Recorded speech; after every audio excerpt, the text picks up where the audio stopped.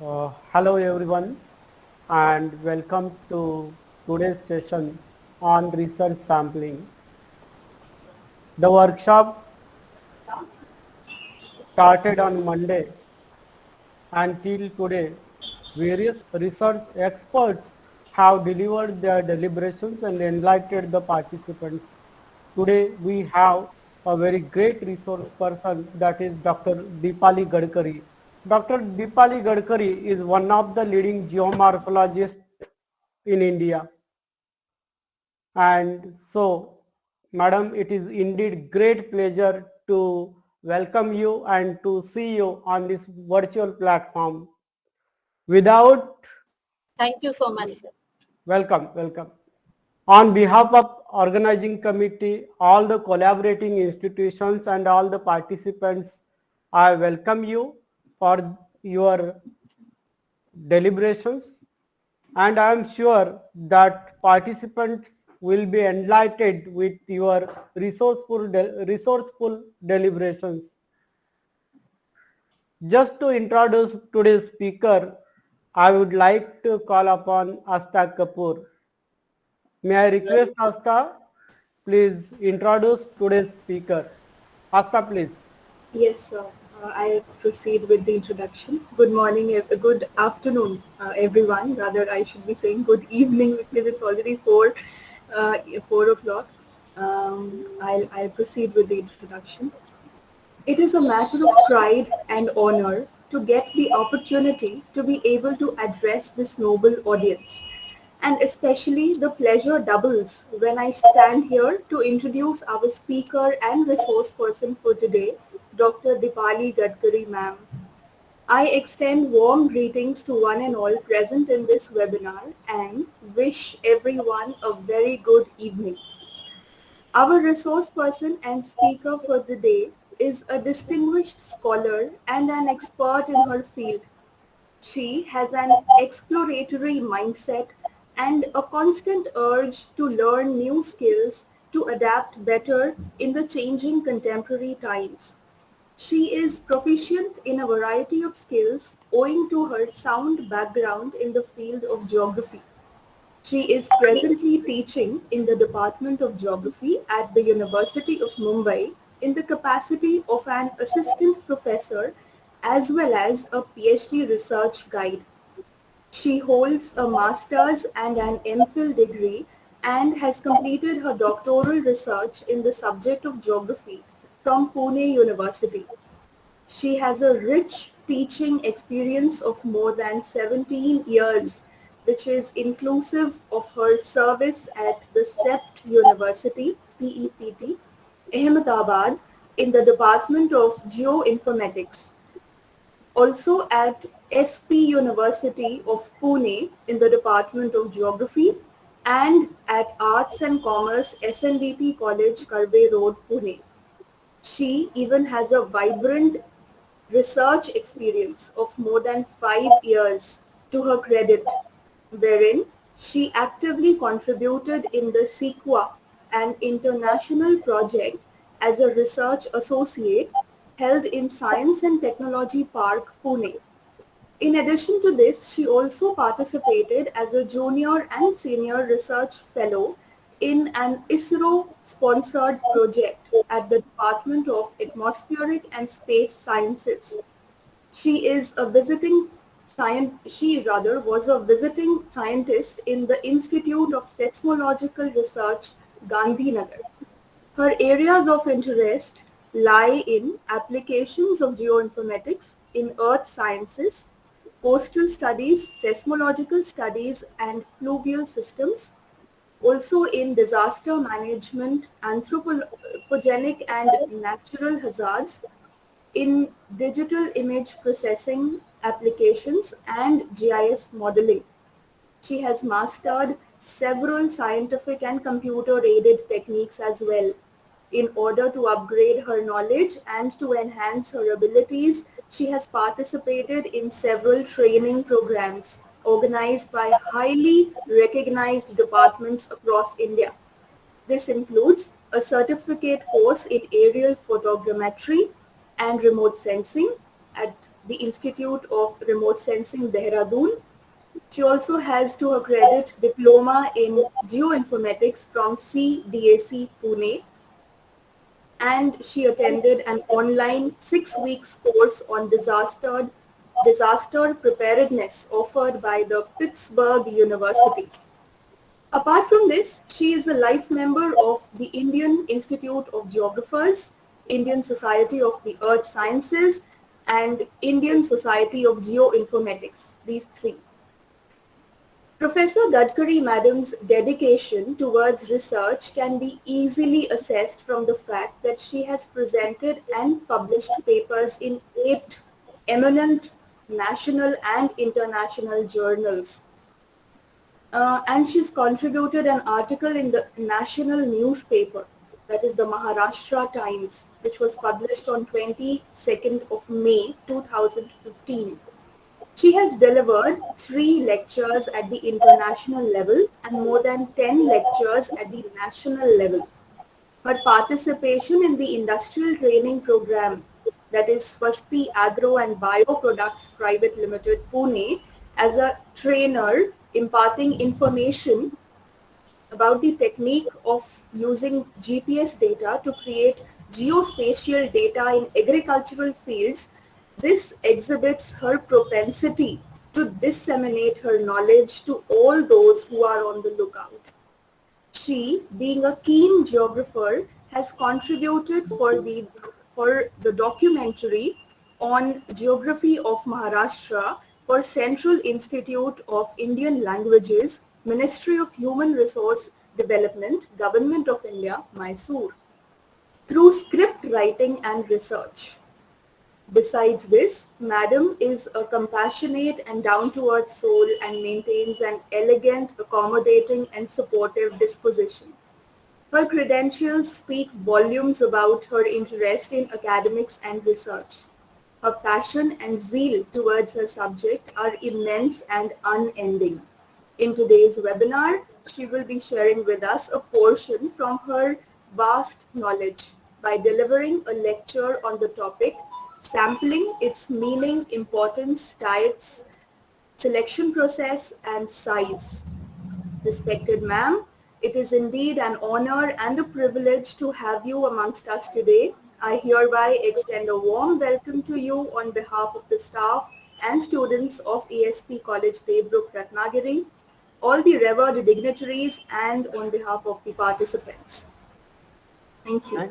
Thank you, Asta, for your very nice and elaborative introduction about the speaker.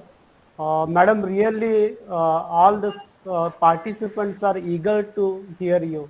So I request you, please proceed ahead, please. Thank you so much. Thank you, Asta, for kind words, and nice to see you after so many days. Yes, ma'am, the pleasure is all mine. First of all, I thank Dr.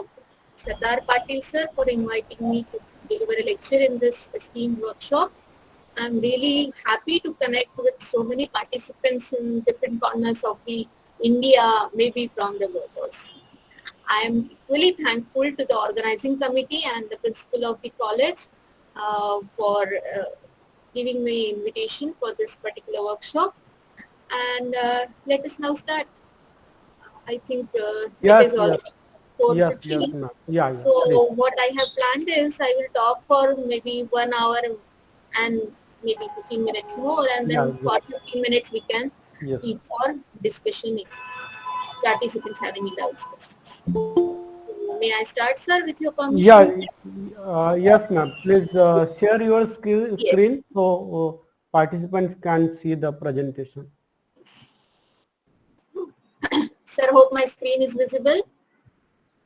Yes, ma'am. Very well. Very well. Okay, so good afternoon, good evening to all of you, all the participants. And in this session, we will be covering importance of sampling, types of sampling, with importance we will also talk about size, types, and how do we actually do in the field. We are geographers, so we need to go to field, collect data, and many times it happens that we don't know how to collect the data, with which method we have to go. And basically, in geography, quantitative analysis is very important. If you go for quantitative analysis, your research cannot be challenged. So we geographers do uh, assess or analyze quantitative data for which sampling is must. And data collection with appropriate sampling method gives a very good base to your research. Research without any database, maybe after some years, it can be challenged. The things may change. But if your research is based on some quantitative data and you have properly collected the data, properly analyzed the data with suitable techniques, then your research is much more valuable. So, my sincere request to all the researchers, future researchers, is that we should always think about how we are going to collect data, what type of data is needed for our particular research problem, and with which method we are going to collect data, how we are going to analyze. Today we are not going to talk about analysis of data, but we will be talking about types of collecting data, types of collecting samples. So we will start with what do we mean by sample. In this diagram, the whole of this is population. When we take subset of it, it is sample. Sometimes it happens that each and every element of this population needs to be considered for analysis. So at that time we call it a census. Okay. Now, when population census, human population census goes on, we know that they come, they go to each and every household and they collect data about each and every member of the population, right? So that is census. But here we are talking about sample, which is subset of population. So sampling is a process used in statistical analysis, which in the introduction itself we have seen, in which a predetermined number of observations are taken. We should know how many samples we are going to collect from a particular set of population. So it is a smaller set of data that a researcher chooses or selects with predetermined selection method. So here we will be talking about the types of sampling. So there are various problems that geographers work upon. We may be working on soils and their characteristics. So this is how we can collect the soil sample. There are some specific techniques of collecting soils. They are mixed up, then again they are divided into 4 parts, and the mixture is taken as a sample. And of course it is then analyzed in the laboratories to generate the data on various parameters. Equally, this is soil water sampling. You collect the water samples like this, analyze in the laboratory and present in the GIS environment like this. Soil analysis, after soil analysis also you present your results in GIS environment and then interpret. And so household surveys, the researcher goes with questionnaires of schedules from house to house, or the selected houses, randomly selected, systematically selected, what we see. Then the statistical data which is collected is analyzed statistically, and then again it can be presented in GIS environment. So after sampling, your research does not end. You have to process those samples and then analyze them and present them in today's days in GIS environment or on map. So there are some basic things about sampling. Let us get acquainted with those things like sampling units, sample points. So the sample points are those at which actually observation or sample is taken. So you can see this particular watershed, and you can see that these are the triangles are the sampling points, maybe for velocity of rivers, for measuring the velocity of rivers, because they are exactly into the streams. So these are the sampling points. Or on a beach, this is our own survey and our own experiments of my PhD students. So these are the points. These are the points where we stood and we collected data uh, about the waves, wave height, wave frequency, uh, and then wavelength, etc. So these are the actual points at which samples are taken. The sampling unit may be a geographical area like river basin, which we are seeing over here, like a beach, maybe a state, climatic region, or a social unit like family, club, or a particular community. So we should be aware of the fact that for our particular research, what will be our sampling unit? Okay, if I am working on say earthquakes, then my sampling unit cannot be a state or district. It has to be a geotechnic, geo, technological region. I mean, a tectonic region, not technological.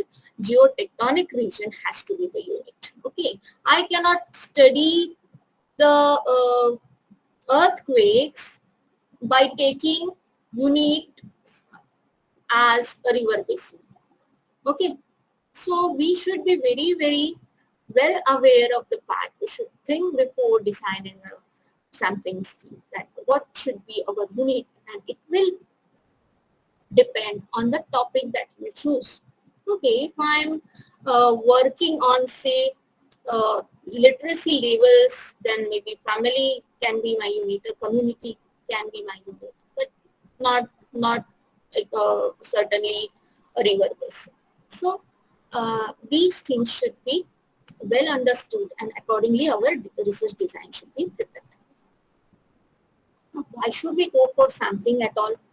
Why don't we each and every time go for census? No, it is not possible, because there are many such things which are not countable.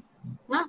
So if I go and take some samples from a beach, is it possible for me to take all the sand from the beach and analyze? No, not at all, and not at all required also. So we need some generalization about the data, generalization about the population, and that is why we go and take the sample which we believe should be the representative of that population. Okay, so it saves time, it saves money, and a generalized picture about that population comes both. So accuracy of data is also hard, because in population there may be some outliers which may be very much away from the main characteristics of the population, and those have to be avoided by taking the samples. Otherwise, your statistical analysis will be skewed. There should not be selection bias also. So if this area is convenient, or this route is convenient, I will go and talk to the people on this route only. Okay, I will avoid others because I'm not able to go somewhere. So that creates selection bias, like this कि नहीं मुझे जो convenient है मैंने किया. So a researcher should always avoid that. Or you are fascinated by some corner of the population. For example, मुझे ना वो एक particular hill station बहुत अच्छा लगता है. So I will go to that river basin on that hilltop, और उसका आसपास का सर्वे में करके आ जाऊँ, because I want to go there. ऐसे नहीं चलेगा. So if you are selecting a unit, sampling unit, that should be unbiased, And again, within that sampling unit, the selection of sample points should also be very, very unbiased. So if that bias comes into your sample, then your analysis will be. Now, always a question is asked, what is a good sample in terms of number as well as in terms of its quality. So here, let us try to understand that any sample, uh, if it is normally distributed, it is considered as a good sample, and normally distributed sample has these characteristics. What do I mean by these characteristics? So 68.26% of the samples are within one standard deviation. I hope everybody over here knows what is mean, what is standard deviation, one standard deviation away, two standard deviations away, three standard deviations away, and so on. Now, because there is no time to explain all these things, but just try to understand a good sample. If it is a good sample, if we want to call it a good sample, 68% of it should fall within plus or minus, this is plus one standard deviation and minus one standard deviation. Then 13.49 on this side, 13.8 almost comes to 28%, right? 28%, almost 28%. So 28% more should fall within this limit. This is 95.44%. And 2 here and 2 here, minus 3 standard deviations, minus plus 3 standard deviations, 2.4, 2.14%, that comes to 4.28. So 99.73% of the total samples will fall within these limits. So if your sample, when it is analyzed statistically and plotted like this, if mean is calculated, standard deviation is calculated, and then the frequency is plotted, then it should be like more or less like this. If it is like this, then we will call that the sample is representing all the sections of the population. Okay. If it is not like this, only 20% population is within one standard deviation plus or minus, then it is very concentrated. It is very concentrated near the mean, and it means that you have not taken the samples from all the corners of the population. Okay, and please here one more thing which should be mentioned, that by population we do not mean just human population, though it is shown in most of the pictures, human population. Population is collection of all the elements. So let it be the population of animals, let it be the population of cars, let it be the population of trees, uh, anything. So it will be, in statistics, it will be called population. Okay, so let us go ahead and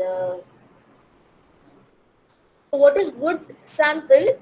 Uh, the sample which is normally distributed. When I say normally distributed, all these are applied to it. That means 68.26% within one standard deviation plus and minus, 95.44% within two standard deviation, and 99 point almost 99.73% within three standard deviation from both the sides.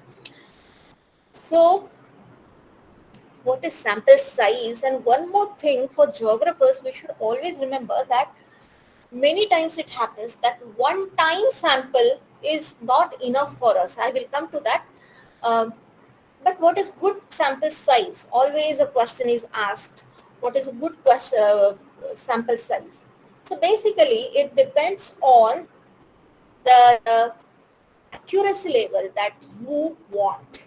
Okay, if you want your analysis to be accurate on a particular level, so it should give statistically significant results at a particular level, then your sample size should be this much. If you can accept some errors in it, then maybe small size of sample can do. So benefit and cost. If your sample size is larger, then of course your cost will go up. If you compromise with cost, then maybe your sample will be small and then some errors will crop up, because your smaller sample sizes, they may not be representative of the whole population. So how much risk, desired risk in the sense of accuracy and precision you are going to take? So it depends on that. Minimum value to be detected between population means, then variation in the characteristic being measured as sigma, the population variance. Normal distribution, variance, standard error, standard deviation, and mean. These are the 5 very important things which we should know. But यहाँ अगर मैं वो सिखाने जाऊंगी तो I will need one more lecture. So I'm just pointing to these 5 you can say important concepts or important parameters which every researcher should know and take into account while designing a sample. So population size as a whole usually does not determine how big your sample should be, but all these do matter. Then there are some mathematical formula also, but इसके लिए पूरा example solve करके करना पड़ेगा, maybe some other time. But here I would like to mention that in geography, basically in case of natural systems, when we are talking about, then seasonal variations are there. Temporal changes are there in anthropogenic factors also and natural factors also. So with time, natural and anthropogenic systems do change. And if we want to cover that change and go for the rate of change, prediction of change, and all those things, then we need to have multiple time samples. Okay, so just going to the beach once in a while and saying that I have studied the hydrodynamics and morphodynamics of that beach is not sufficient. So what do? Those who work in the field, we go seasonally. Pre monsoon का भी sample लेते हैं, post monsoon का भी लेते हैं. If there is break in monsoon and we can go in rainy season, we also go that time, and then we take measurements, observation samples and all. So it is very important basically for geographers to take samples multiple times. So again, it will add to your cost, at your time also, but it will add to the value of your research. One point time sample has that way no value. Okay, मैंने अगर ground water sampling किया pre monsoon में किया और post monsoon में, उसमें तो difference आएगा ही आएगा. And if I don't know that difference and I just go with one time sample and say something about that region or and the underground water levels and their parameters, then it will be wrong. So at least I should have pre post monsoon ऐसे 3 year का data कम से कम चाहिए. If somebody can say why 3 years, why not 4-5 years, yes, go for it, and then yes, it will cost more. So this is about sample size. Now let me come to types of sampling. Basically there are 2 types, probability and non-probability sampling. In probability sampling, each member of the population has the same probability of being part of the sample, being chosen as a sample. But in non-probability sampling, the framework is such that all the members have no they do not have equal chance of being selected. Now we will see all these things in detail one by one. What are the types of probability and what are types of non-probability sampling and all those things in detail. But here we should remember that each and every member of the population has equal chance of getting selected. It may not be it may not get selected, but it has a chance of selection. Okay, and here the framework of sampling is such that some of the members or some of the elements of population, they are already dropped.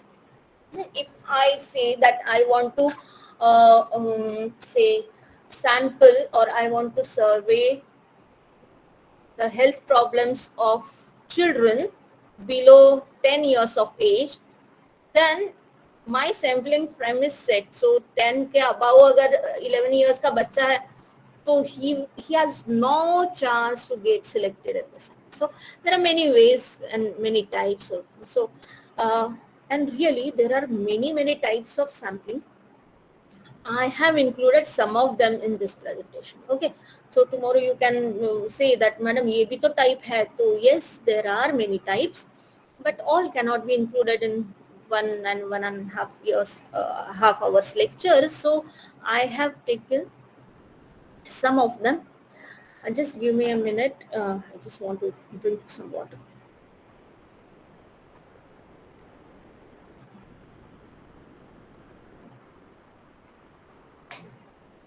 So in probability sampling, these are the major types, and then there are permutations and combinations. Simple sampling, systematic sampling, stratified and cluster. And then we go with simple random, systematic random, stratified random, clustered random, and so on. So let us see one by one. And in non-probability sampling, I have covered these 4 types: quota sampling, weighted samples, sampling continuous flows, and snowball sampling. I think these are mainly required for geographers. And there is one very good material. It is CatMog. It is published by CatMog. And I'll share that with Dr. Sardar Patil sir. And maybe it can be shared with you. So most of the types I have included here are based on that material. It is a very old PDF, but it is very scientifically and very thoroughly written. Just I have replaced the examples because for our Indian conditions, some of the examples are not suitable. So now wherever I found that these examples are not suitable for our conditions, I have replaced them. So simple random sampling. Elements are selected randomly, as the name suggests, and usually by a random number. So random number tables are published, and you have to number your elements in the population and then refer to the random number table. Call these numbers 169 or 197, 13, and those will be selected as sample. Okay, so there are some algorithms at the background which generate these random numbers and these random tables. There are many types of random tables. You can just Google and find it out. I have just given here one example. So each element in the sampling frame is allocated a unique identifying number, and that unique identification number is then called from this list. Okay, it is like that. So numbers are then read from a random number table, and those numbers will be included in the sample. So simple random sampling is done in this way. If there are houses and you are into some household survey, then these should be numbered. These households should be numbered first, and then you refer to a random number table.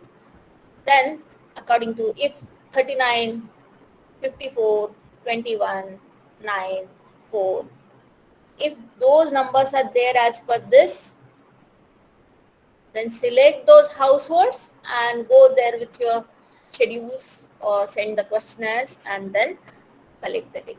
It is like that. There is another example, survey of insect population in living in woodland. So these are the trees. Trees are also numbered, and suppose there are 200 trees in this particular patch, and 10 are to be chosen. Then you choose them with random numbers, and you take those random numbers from the random table. So simple random sample will produce a sample which can be of exactly the desired size. Here you can decide now if you want to sample the insects from 10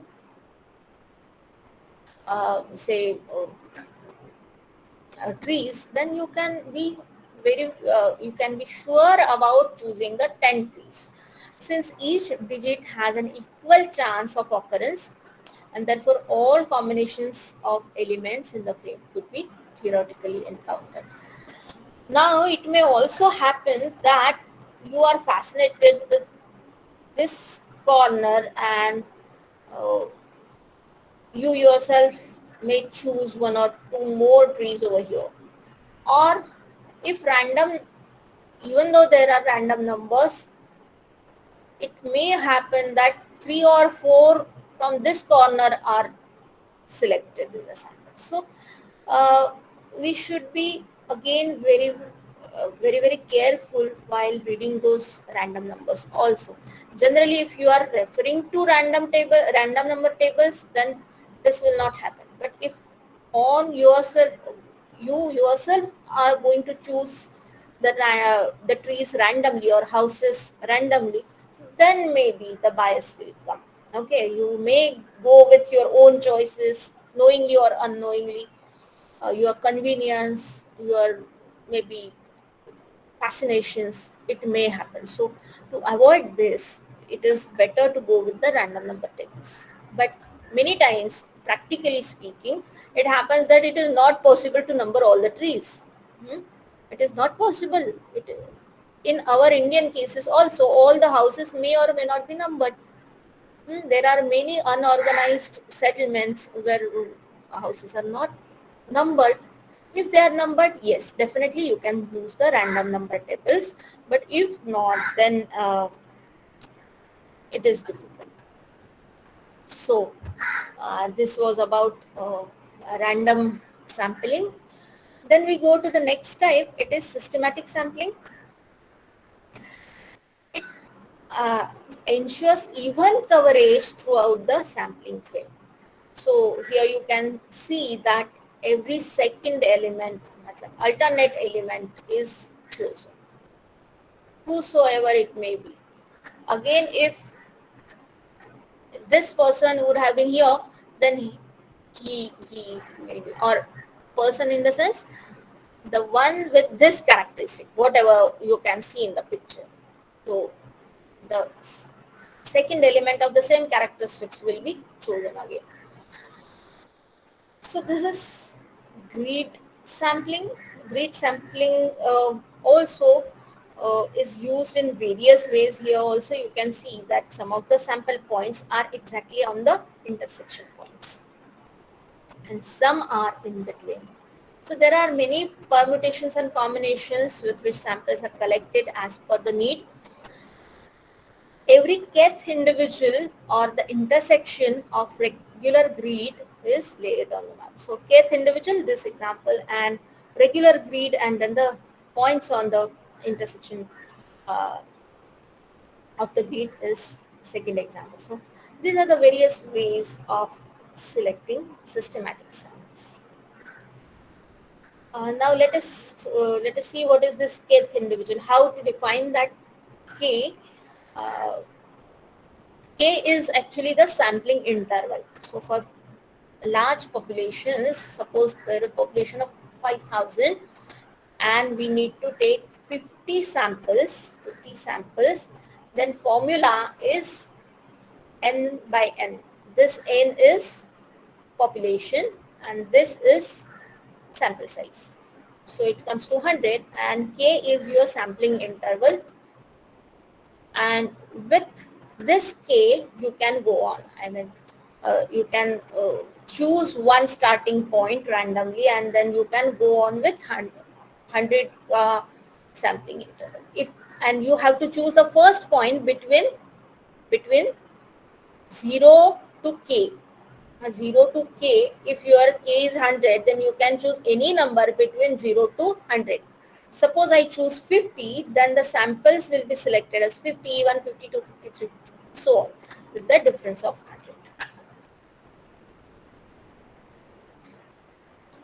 100. Again, we come to systematic breed sampling. So here you can see that soil samples are usually taken at grids. So on the map you have to put a grid, identify these points and then identify these points in the field so that you can go there and collect the sample. Or sometimes it is also done in one of the photographs, you will be seeing it. In the field itself, you create a mesh of, say, ropes and then you get these points and collect the samples over there. So here on each intersection point samples are collected. Here alternate points, here they are aligned within that particular grid, centrally aligned, right aligned, left aligned, and so on. So it depends on basically your, this is rectangular grid, this is squarish, square type of grid, this is offset, this is stratified, random. So there are many terms and terminologies which are closely related. There are slight differences in while framing your sampling frame. You need to closely look into all these things. So let us go for the next type, that is systematic or spaced random sampling, a type of probability sampling where sample members from a larger population are selected according to random starting point, which I just referred to, but with a fixed periodic interval. जैसे कि K is fixed and then how K is calculated we have already seen. So your starting point could be any, and that is why again every member of the population has equal chance of getting selected. Once you start and choose your starting point, then many members they lose their chance to get selected. Okay, so here is the example. Here n is 100 and you want small n, that is sample of 20, so n by n comes to 5. You can choose any number between 1 to 5 and see if 4 is chosen, then all of them have lost their chance to get selected. Only these elements will be selected, right? If I choose 4 plus 5, 9 plus 5, 14. So it goes on like that. So it is about defining this K and then randomly choosing the starting point. That is systematic random sampling. Then we talk about stratified sampling. A stratified random sampling involves dividing the entire population into homogeneous groups called stratas. In case of population, the two obvious groups are male and female. So you take some samples from male population, some samples from female population, random. Once you define your strata, within that strata, you take the samples randomly. Okay. So it highlights the differences between groups and populations. So there could be many communities living in a particular area, and if I randomly select, then maybe it may happen that some community may not get representation in the sample. So can I call it a representative sample? No. So if I know that A, B, C, D communities are living in this particular area, then okay, from community A, I will randomly choose some households and I will take the sample. So that is stratified sample. So stratas are different, population is there, within population stratas are defined. There could be many more stratas. Huh? This is just schematic diagram and only 2 stratas are given. And from that strata, randomly samples are taken. Okay. So obvious example is that of population, male population and female population, and then age-wise sampling can be done, or random sampling can be done as per the purpose of your study. See, these are the uh, real stratas of rock sedimentary environments, and there could be any, I mean, not only sedimentary, but since fossils are seen, if the stratas are well defined in a rock facie, and then we can choose samples from each of the strata, and then we can send those fossils for dating and then study their various characteristics, go for dating, उनका age find out कर सकते हैं, and then we can come to some generalized conclusions. So these are the rock stratas. There could be stratas in human populations, stratas in rocks, stratas in maybe communities, and so on. Now we come to the next type, that is clustered sampling. Sometimes it happens that the area is very vast. It is almost impossible to cover the whole area, and the sampling frame is not very precise. So samples are here and there, very dispersed, scattered, and then it becomes very difficult to cover the whole area. It becomes costly and time consuming. So for a field researcher, he has a question where to go and how to cover a vast area. So that area is divided into clusters. So clusters are some meaningful groups or subdivisions which have similar characteristics. If clusters are large, then they will have variation, and within cluster you take the samples. So samples are widely scattered or one which is evenly spread as a result of using systematic sampling. Similarly, when data are from maps or other sources and not all can be bought or sorted, this method is used. As I just told you, if large areas are to be covered, say for vegetation service, say for soil service, say for some population service, then we have to first define, oh, this is my whole population, within which I will form the clusters, and from those clusters I will select the sample. So to use a sample which is deliberately grouped in the convenient number of small areas which are called clusters. Now you can see, can you see these thin lines? These are supposed clusters. These are the researchers, field workers, and they are putting some flags over here. They intend to collect samples where they have put the flags. Can they take whole of the sample from this field? No. They have divided that field into clusters. They might select some of the clusters and take the samples from the selected clusters, or they may again select or again collect samples from each cluster. It depends on the homogeneity or heterogeneity of the area. If the area is homogeneous, then they do not need many samples. If it is heterogeneous, they should collect more samples. So the areas which are heterogeneous in nature and vast, and for big projects, this method is used. So clusters are created, and then some of them will be, next slide we will see. So randomly selected clusters, and some of the elements of these clusters will be included in the sample, or some of the elements from all these clusters will be included in the sample, or from each cluster randomly selected elements will be included in the sample. So this will depend on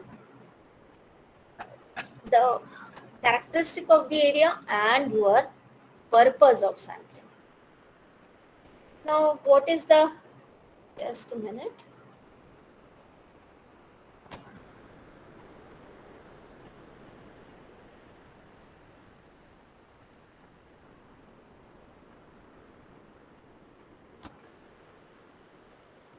What is the difference between stratified random sampling and cluster sampling? So stratified sampling, in stratified sampling, only specific elements of strata are accepted as sampling unit.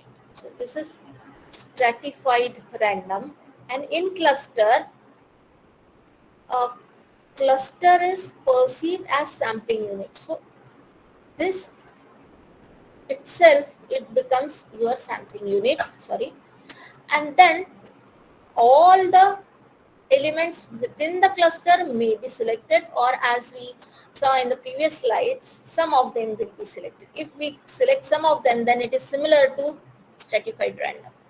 If all are selected, then the cluster itself becomes the sampling unit, and that is why if we do like this, then there is difference between stratified and random sampling.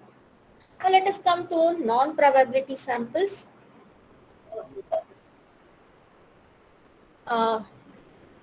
They are with purpose. They are also called purposive samples. Because if I have some specific question, research question in mind, and I need some specific set of observations and examples, then there is no point in hunting all around. Okay. So with that purpose, what exactly I need? If I'm working on, say, specially abled persons as a social geographer, then maybe I need to include in my sample only, say, blind persons, only, say, deaf persons. So is it fine if I go for hunting in each and every household? No. I am doing this research with some purpose. So it is called, previously also some purpose is there, but I need some specific samples. I do not need the persons in normal, with normal abilities, specially abled person with some specially abled deficiency. So in that case, I have to go for non-probability samples, where all the elements in a population do not have a chance to get selected. Okay, so the sampling frame here is totally different.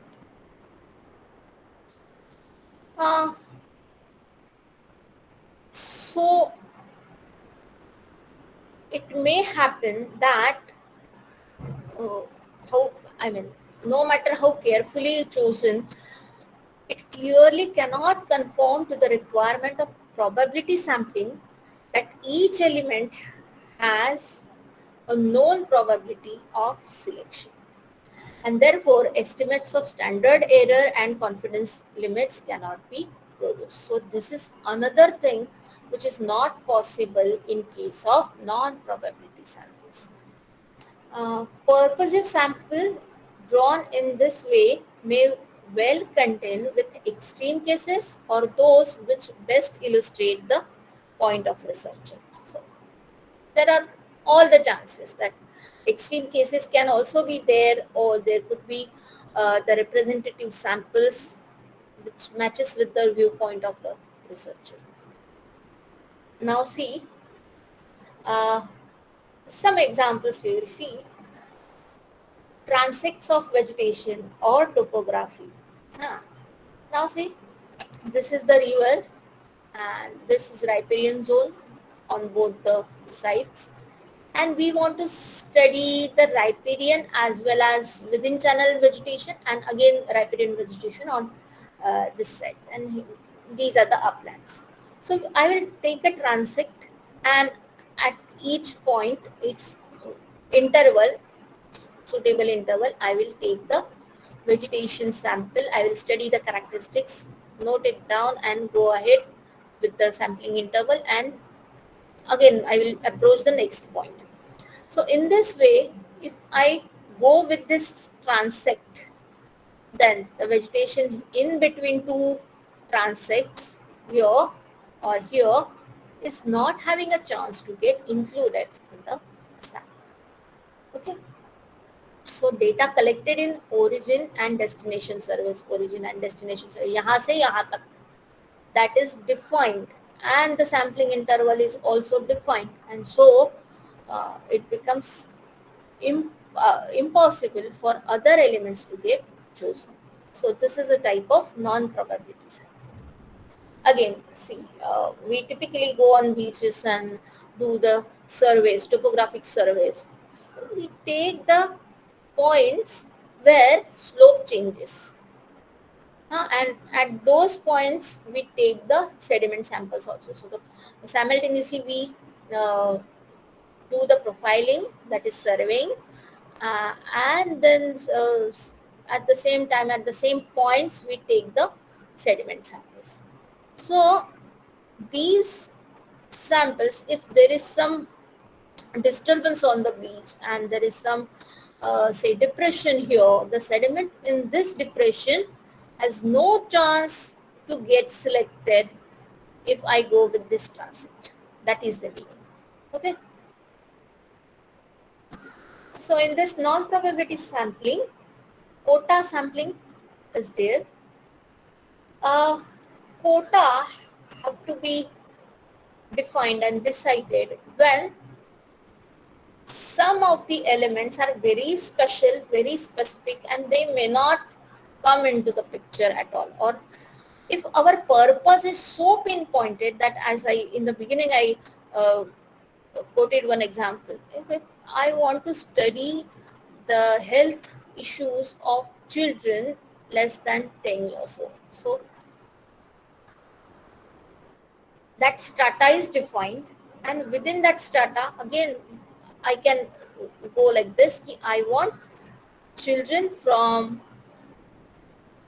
say below poverty line and above poverty line. Below poverty line quota will be 70%, above poverty line quota will be say 30%. So here I define the quota because I want that more children from lower income groups should be studied and their problems should be studied well, and then the research will be proceeded.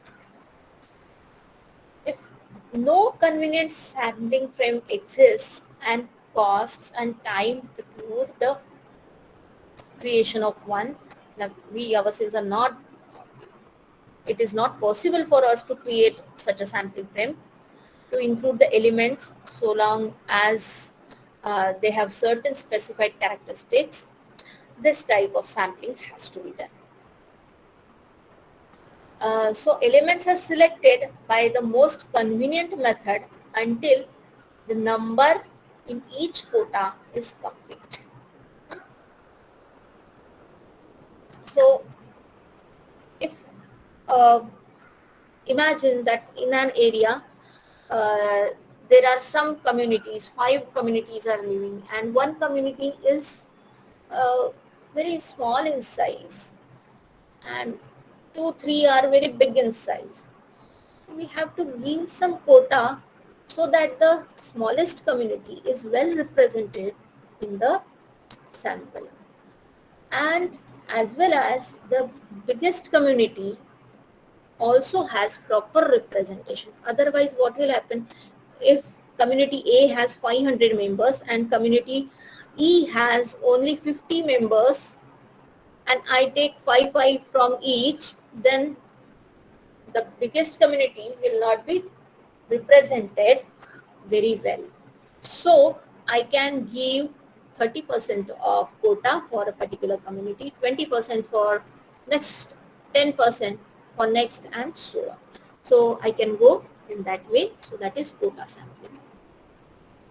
Again, there is difference between quota sampling and stratified sampling. The main difference is that stratified sampling would select the students or the elements using probability sampling. Okay? That is, they may go for random sampling. Then again, within strata, the elements have equal chance of getting selected or maybe systematic. But in quota sampling, no such technique is used. They decide that these elements have to be selected and they will select those elements. Then there is another technique called random routes. Many times, rapid visual surveys are conducted for households. We did this in Jamnagar when I was working with Seismological Research Institute in Gandhinagar. They had a project, and I was working on that project. So vulnerability assessment for seismicity in that area. So we were told to cover the houses or the buildings which are multi-storied or high-rise buildings. They call it high-rise buildings. And in Jamnagar, high-rise buildings means more than 5 story. Okay, slightly they may differ. Sometimes they could take, in some areas, they take a 7-storied buildings as high-rise. But in Jamnagar, they take 5-storied buildings as high-rise. So here, if you are going by this route, then the instructions should be given to the surveyors clearly that if you start from here, take all the 5-storied or more than that, uh, or the buildings having more than 5 stories as your sample points, and note down the conditions.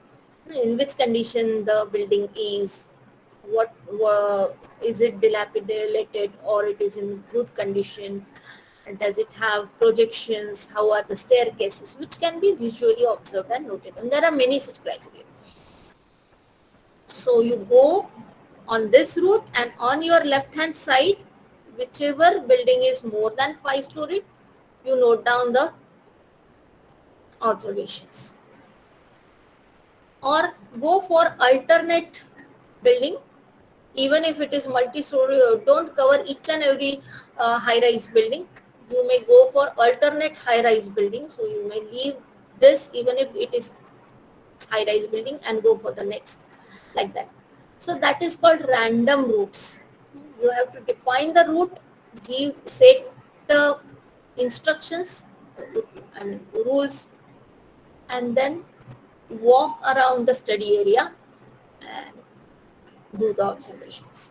So instructions should be very, very clear, unambiguous, so that the surveyors will go by those instructions only. Otherwise, if every surveyor goes by his own instinct, then your sampling will be wrong.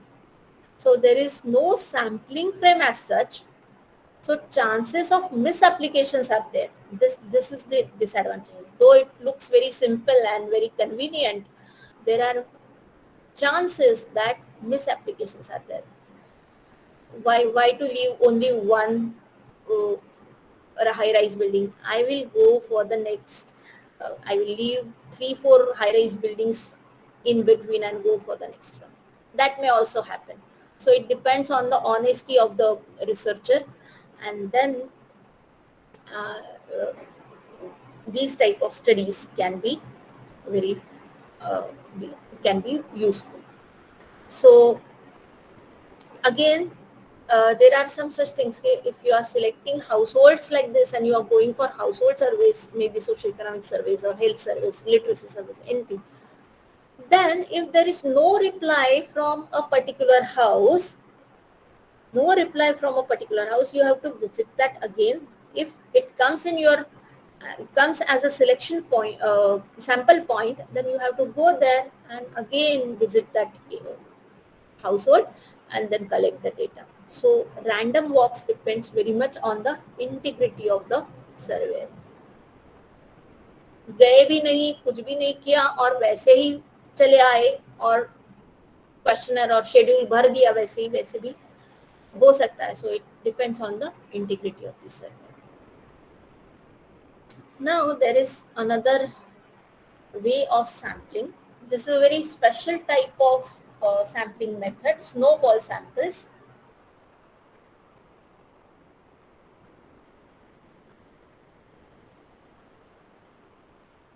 So it is one way of creating approximation to sampling frame for a rare trait in human populations. And here, please remember that this type of sampling is possible in case of human population, because you are going to ask a number of initial contacts for the names of any other eligible individual.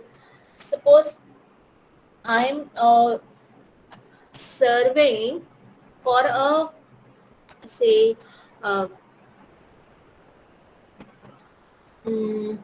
say sports persons who are having some special ability. I mean, they are specially able people.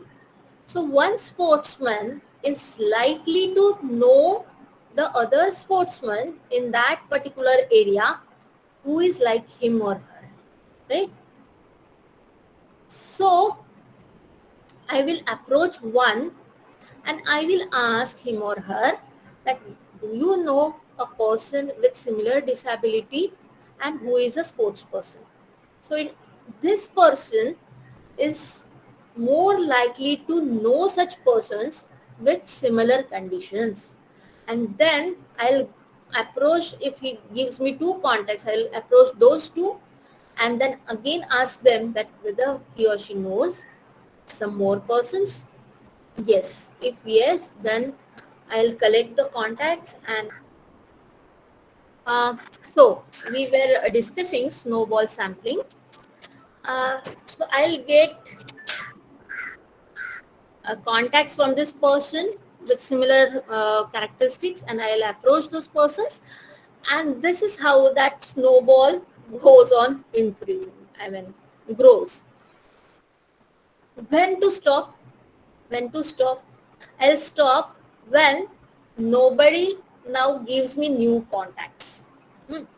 Nobody gives me new contacts, one criteria, or if the researcher thinks that now this much of sample is enough for my analysis.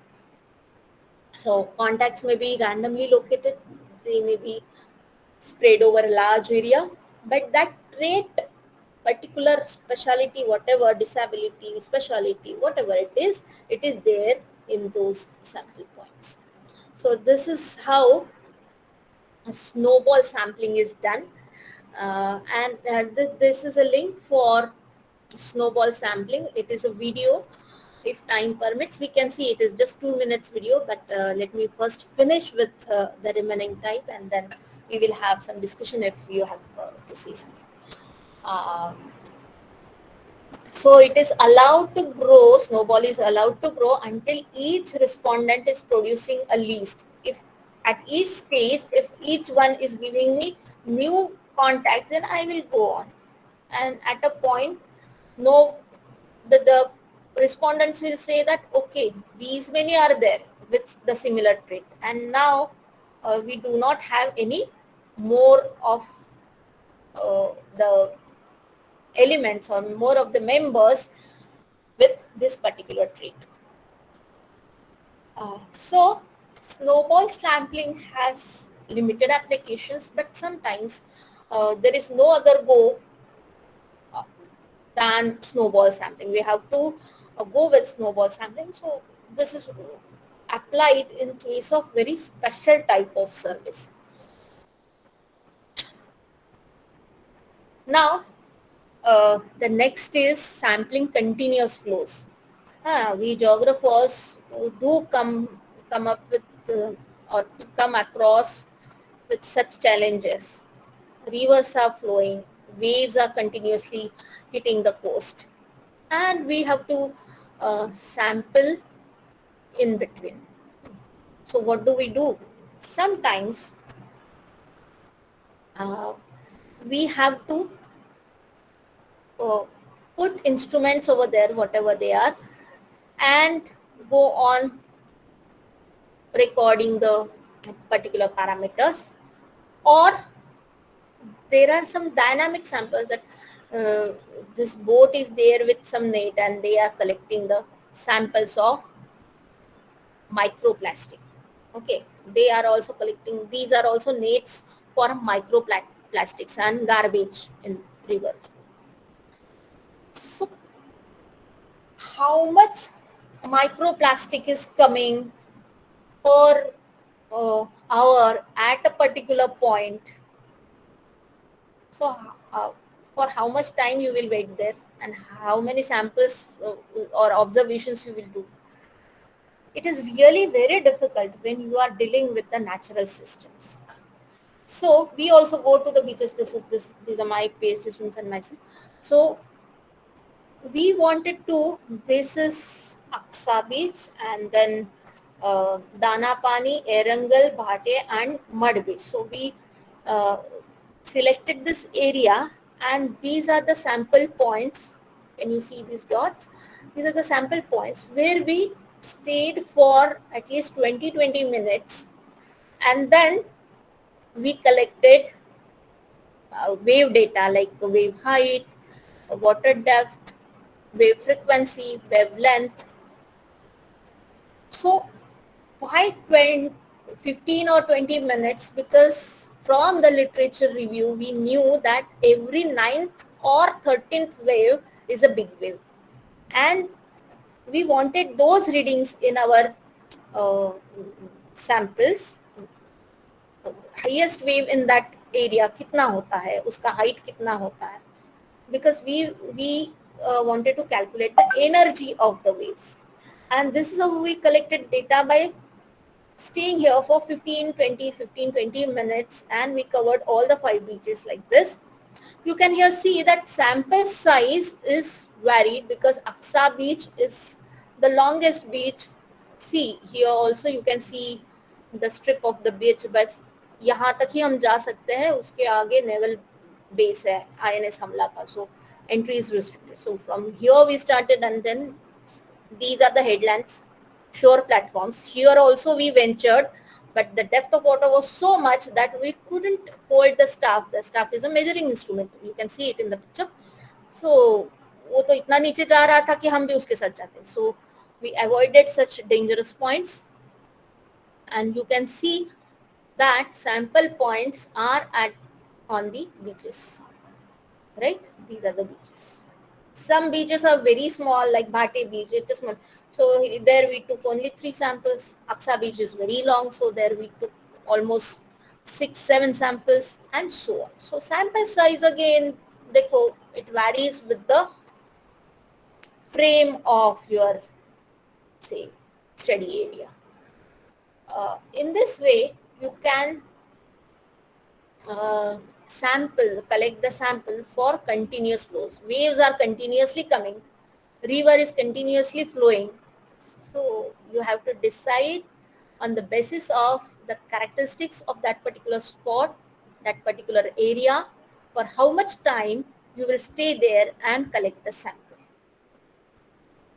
This is very famous thing.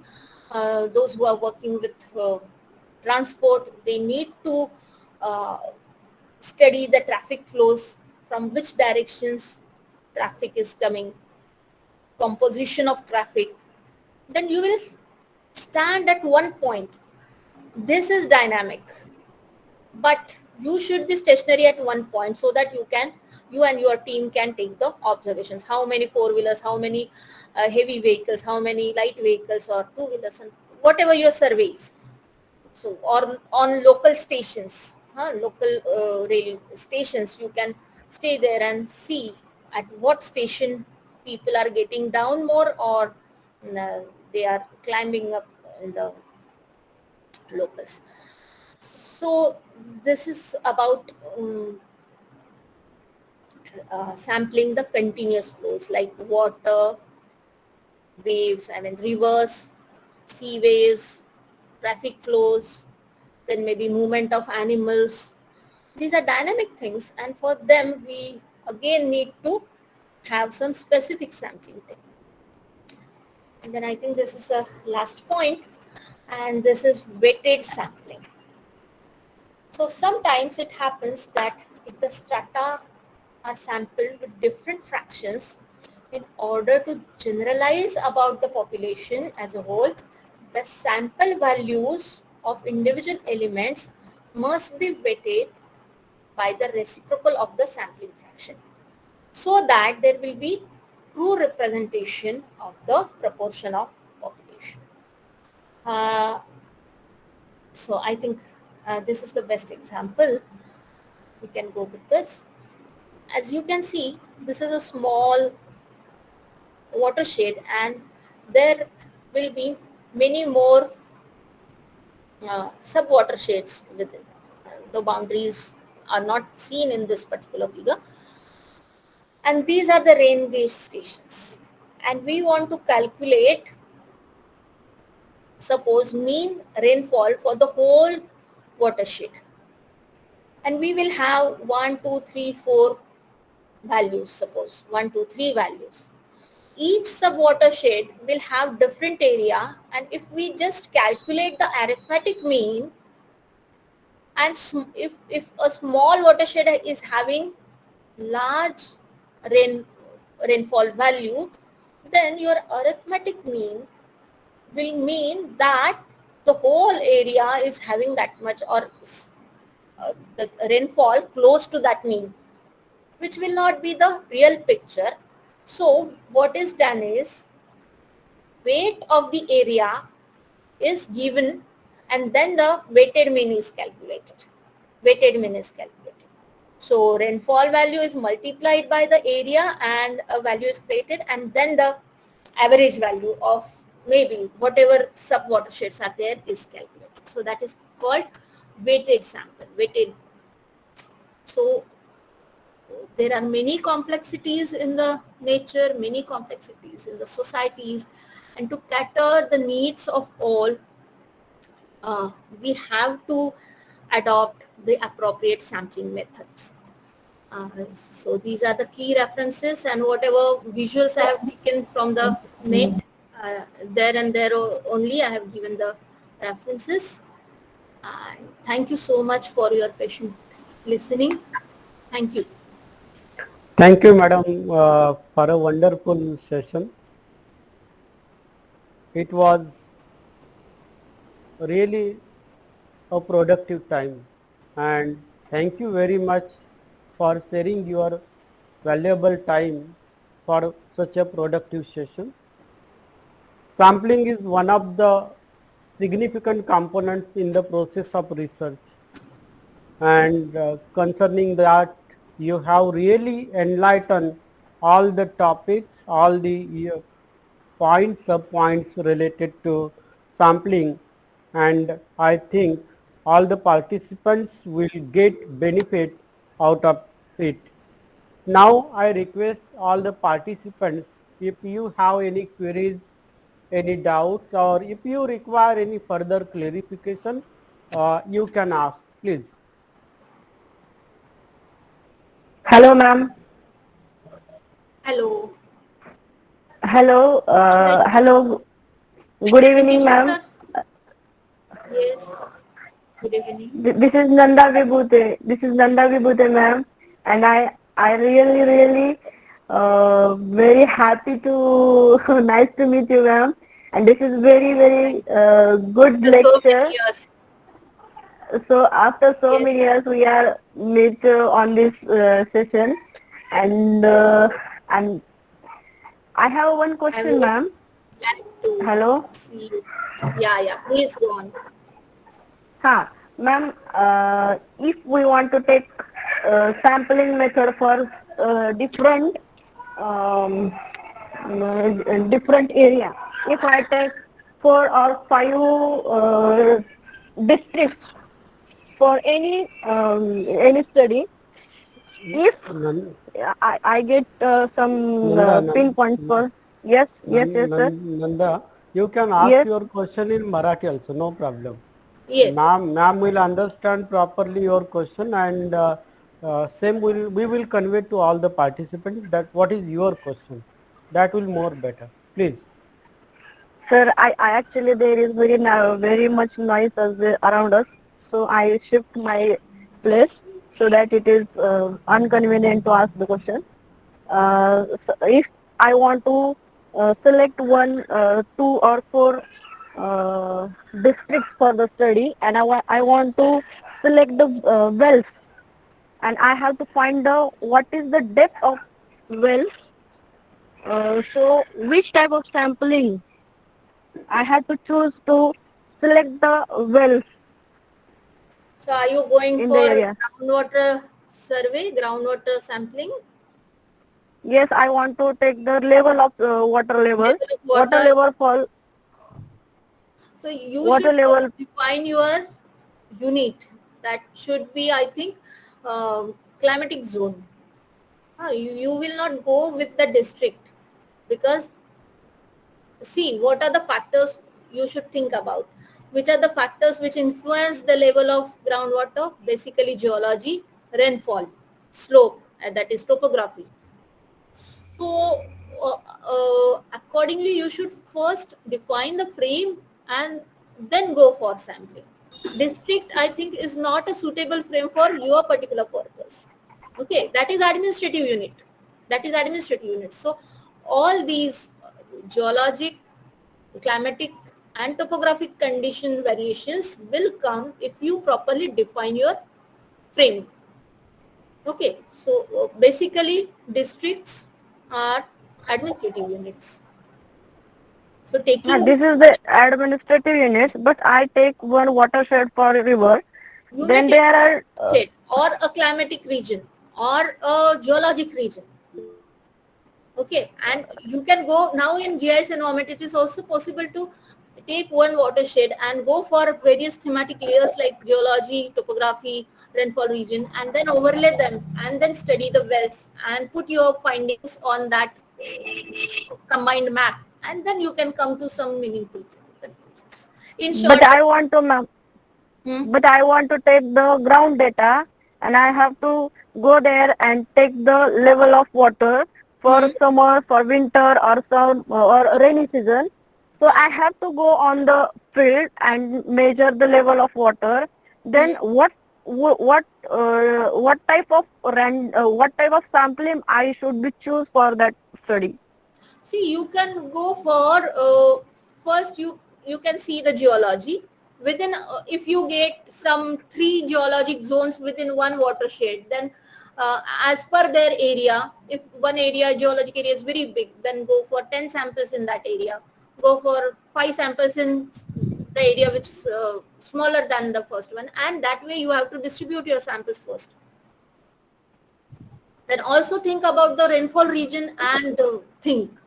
And I think this is very specific questions which can be dealt with later on also. If some other participants have some general questions, we can take it. Okay, ma'am. Thank, Thank you, thank, ma'am. thank you very much, ma'am. Just I would like to add one point. Yes. Ma'am have elaborated very nicely. So I think the question of Nanda Vibhute might have cleared. But Yes. just I will suggest you select your what is your special unit of investigation. That is one part. And another part that ma'am have already conveyed, according to that special units, you overlay the geology, geography, physiography, climate, all the parameters, Yeah. and then do the sampling. That will more better and more productive. Absolutely, sir. Absolutely. Okay. Thank you, sir. Thank you, thank you, thank you.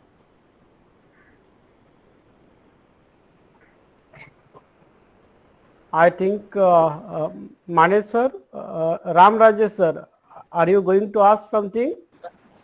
Yes, sir.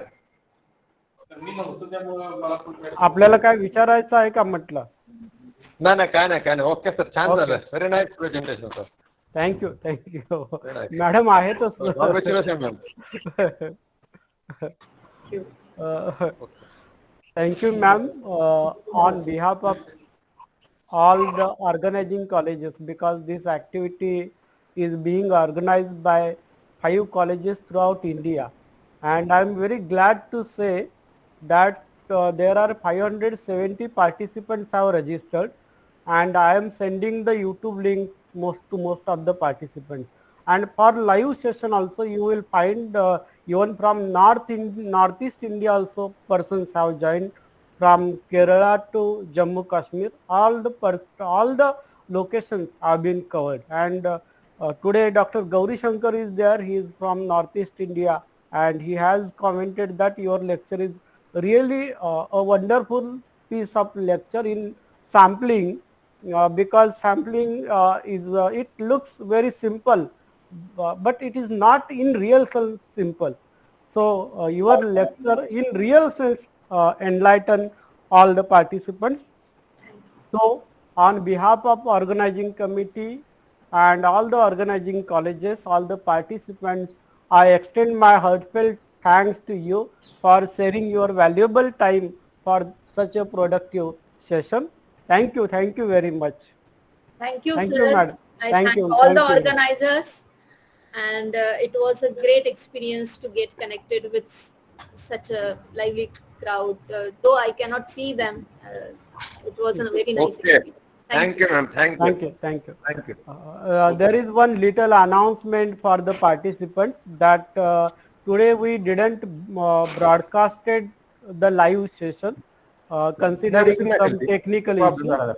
Immediately the session will be made available through YouTube, and that will be shared with all the participants. Thank you.